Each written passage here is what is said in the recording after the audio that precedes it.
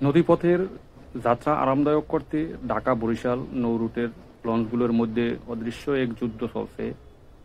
সময়ের সঙ্গে মিলিয়ে আকর্ষণীয় সব সেবা নিয়ে এই রুটে নিত্য নতুন লঞ্চ।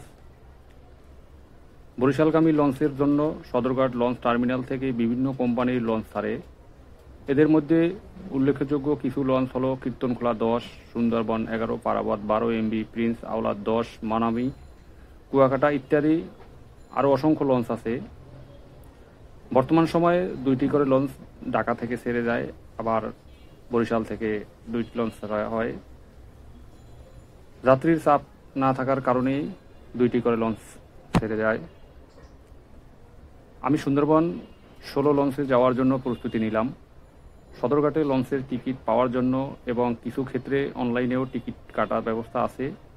সিঙ্গেল, ডাবল, ভিআইপি এবং ফ্যামিলি কেবিনের জন্য বিভিন্ন ভাড়ার ব্যবস্থা রয়েছে। আমি বরিশাল থেকে ঢাকার উদ্দেশ্যে রওনা হওয়ার জন্য লঞ্চ কাউন্টারে সোফার টিকিট নিয়ে নিলাম।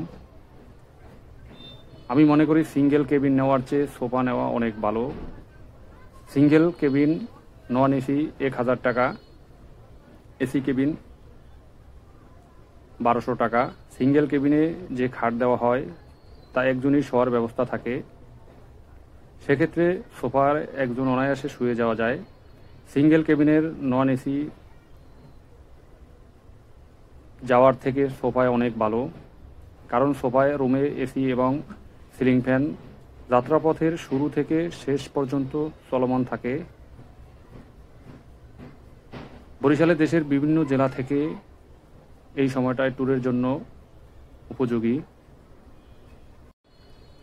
এই সময় লঞ্চের যাত্রীর চাপ থাকে না, টিকিট পেতে কোনো সমস্যা হয় না। বরিশালের বিখ্যাত পেয়ারার বাগান এবং নৌকার বাজার দেখার জন্য এই সময়টাই উপযোগী। এছাড়াও আটগড় কুরিয়ানার নৌকার বাজার চলমান। বরিশালের বিখ্যাত আমড়ার বাগান দেখার